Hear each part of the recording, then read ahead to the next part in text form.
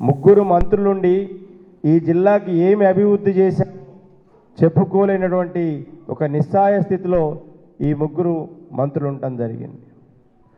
మంత్రులకు కూడా ఎక్కడ షాకు తగులుద్దనే ఉద్దేశంతో మంత్రులు కూడా రకరకాలుగా అటు పోలీస్ యంత్రాంగం ఇటు రెవెన్యూని గతంలో ఎప్పుడు లేని విధంగా చరిత్రలో ఎప్పుడు లేని విధంగా ఒక రకమైన విచ్చలవిడితనానికి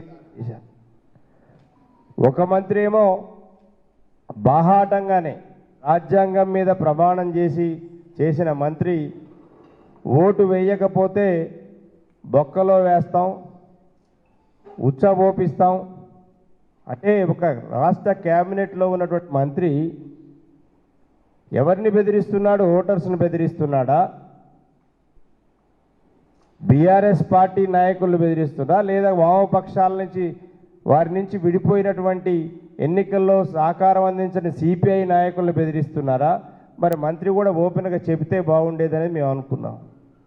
విచ్చలవిడి పట్టపగలు బొక్కలో వేస్తాం, తొక్కుతాం, మీ మీద ఉక్కు పాదం మోపుతాం, ఉచ్చబోపిస్తాం. ఇదేనా మంత్రి మాట్లాడేది? ఇది ఒక ధర్మానికి అధర్మానికి మధ్యలో జరుగుతున్నటువంటి ఒక పోరాటంలాగా తెలంగాణ రాష్ట్ర ప్రజలు చూస్తున్నారు. చాలా హామీలు ఇచ్చి మోసం చేసినటువంటి ఇప్పుడు నడుస్తున్నటువంటి ప్రభుత్వం, తెలంగాణ రాష్ట్రాన్ని తెచ్చినటువంటి ప్రభుత్వం నడిపిన 10 ఏళ్ళు సక్సెస్ఫుల్గా నడిపినటువంటి కేసీఆర్ గారి పాలనను, కేసీఆర్ గారు చేసినటువంటి అభివృద్ధిని చూపిస్తూ 2 నెలల్లో ఏమీ చేయని కాంగ్రెస్ ప్రభుత్వాన్ని కూడా ఒకవైపు చూస్తున్న ప్రజలు, ఈ ఉమ్మడి ఖమ్మం జిల్లాలో 7 మున్సిపాలిటీలు ఒక కార్పొరేషన్ ఎన్నిక, ప్రజలు తీవ్ర అసహనంతో ఆవేశంతో ఉండడానికి కారణం కాంగ్రెస్ పార్టీ అలవిగాని హామీలిచ్చి మోసపూరిత హామీలిచ్చి ఏమి చేయని దద్దమ్మలాగా ఉన్నటువంటి ప్రభుత్వం మీద ప్రజలు ఎక్కడికక్కడ తీవ్ర ఆగ్రహంతో ఉన్నారు. ఇక్కడే కాదు రాష్ట్రం మొత్తం కూడా ఒక తిరుగుబాటు స్టార్ట్ అయింది. ఒక విప్లవం లాగా పార్టీ ఉవ్వెత్తున లేస్తుంది. ప్రభుత్వం అనేది అందరి కోసం పనిచేయాలి, ఒక పార్టీ కోసమో ఒక వ్యక్తి కోసమో కాదు. ఇవాళ ఈ బెదిరించడం అనేది మరి మేము కూడా ఇప్పుడు గత 5 ఏళ్ళు ఇంతకుముందు ఎమ్మెల్యేగా ఉన్నాం.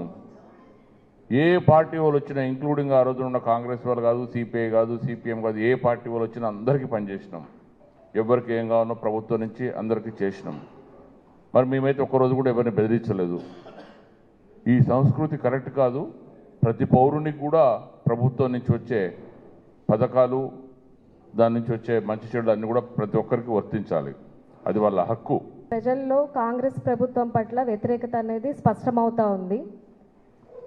బీఆర్ఎస్ పార్టీతో పాటు కూటమిగా ఏర్పడినటువంటి సిపిఎం మిత్రులు ఎక్కడైతే పోటీ చేస్తూ ఉన్నారో అన్ని చోట్ల కూడా ఖచ్చితంగా మా అభ్యర్థులందరూ కూడా ఘన విజయం సాధిస్తారనే నమ్మకం మా అందరికీ ఉంది. గతంలో మీరు చూసిన అభివృద్ధి ఇప్పుడేం జరుగుతుందో కంపేర్ చేసుకోండి. మహిళలందరూ కూడా సంతోషంగా గర్వంగా మాకు కేసీఆర్ గారు ఉన్నారు, మేము అప్పుడు బాగుంది, కానీ ఇప్పుడున్న ప్రభుత్వంలో మాకు హామీలు చెప్పారు కానీ మోసం మాత్రమే మిగిలిందని ప్రతి గడపలో ప్రతి ఆడబిడ్డ చెప్తా ఉన్నారు.